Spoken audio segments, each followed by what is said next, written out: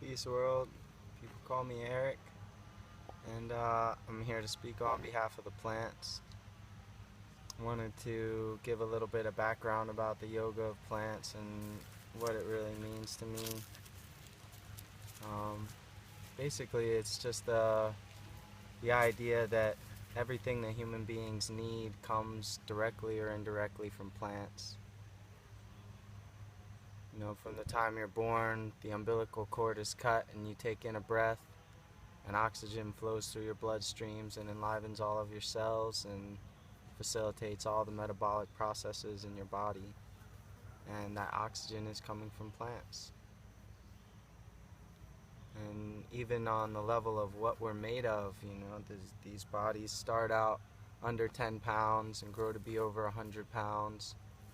And all of that substance, all of that matter is either coming directly from plants or it's coming from animals that ate plants. And there's so many microbes that are feeding off of this plant matter.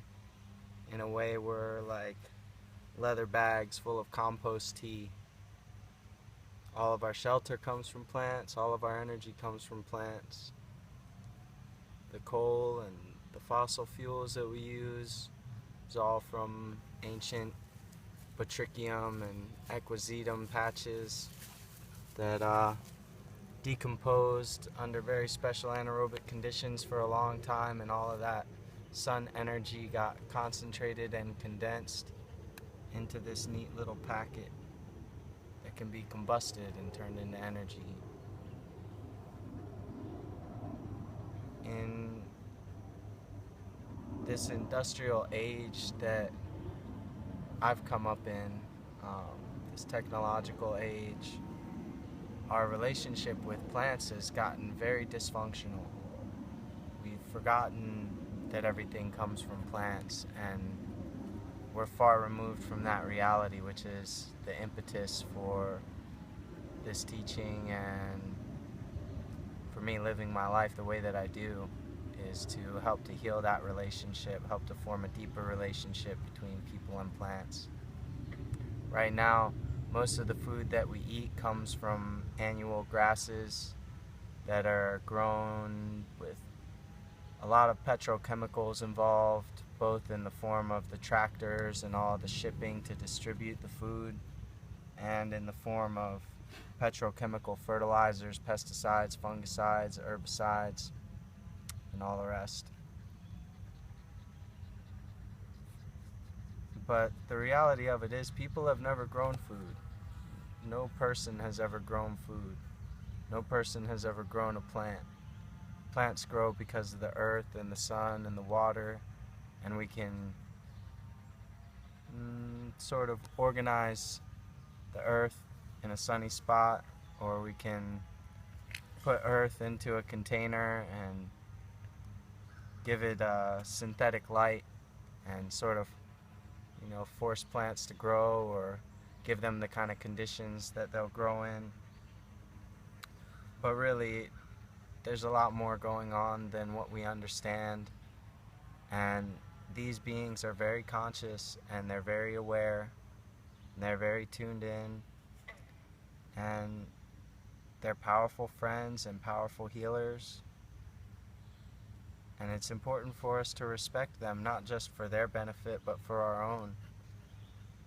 These days it can kind of seem like a lonely world sometimes. Everybody's so disconnected, moving from one place to another, from one little box to another little box. And there's very little time for real intimate connection. Even making eye contact with a lot of people makes them very uncomfortable, and they start to squirm after just a few seconds. But plants are very patient, they're very kind, they're very open to a depth of connection. And so we can start to nurture that aspect of our being that really seeks real connection and really seeks real relationship through the plants. That word has become very important to me over the years, relationship. And recently I realized that it means re-relationship.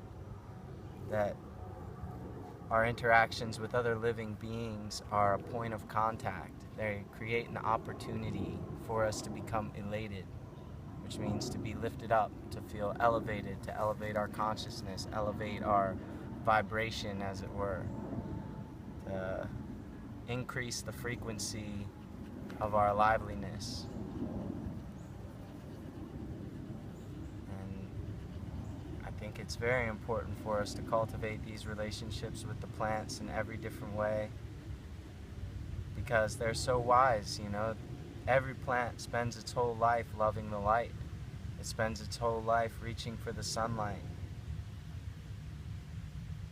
And then it goes into flower and finds this wonderful expression through fragrance and nectar and pollen and beauty.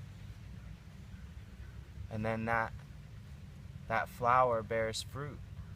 And the whole memory, the whole history of that plant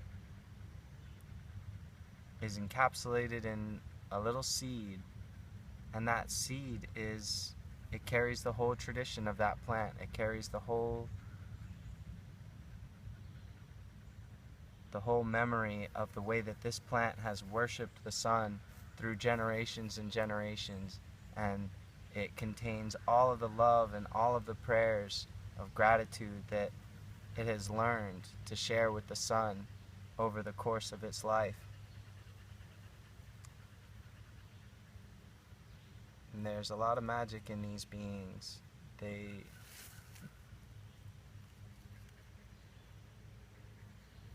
give us everything that we need. And so if we surround ourselves with the right plants, and if we become aware of the plants that are already around us, that are so eager to help and so eager to help facilitate human life, then we can start to heal the way that human beings live. Because right now, the way that we're living is very dysfunctional. We're destroying the whole ecosystem, a very real ecosystem, for the sake of very imaginary economy, numbers on paper. And we're reaching a point where the planet's not going to tolerate it anymore. Besides all of that,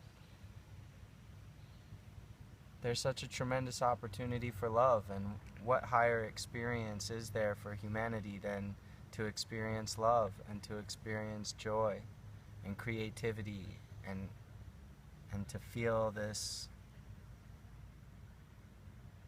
pulsing life moving through us, to realize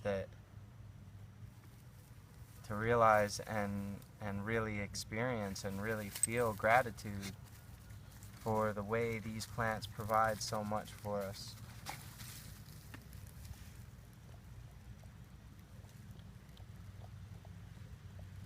So that's the yoga of plants. It's realizing our oneness with the green beings of the world, and through the green beings realizing our oneness with all of existence, which is really the essence of yoga, the realization of the individual consciousness with the cosmic consciousness.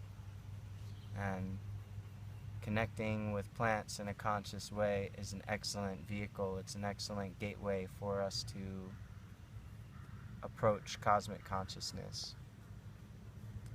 So if you have an interest in connecting more deeply with plants, if you have an interest in learning more about cultivating plants or permaculture or wild edibles or herbal medicines, then check out the Yoga of Plants. Tell your friends, pass it around. Let's get this message out to the whole world in whatever form it takes on. That's another important aspect of this teaching, is that whatever you learn here, whatever ideas really resonate with you, they're yours. Take them, change them, add on to them, subtract from them, do whatever you will with them. But pass them on. Pass them on. Share the things that resonate with you with everyone that you feel called to share with. Because right now, it's really important time for us to come together, and I think the plants are a great reason for us to come together. Pranam.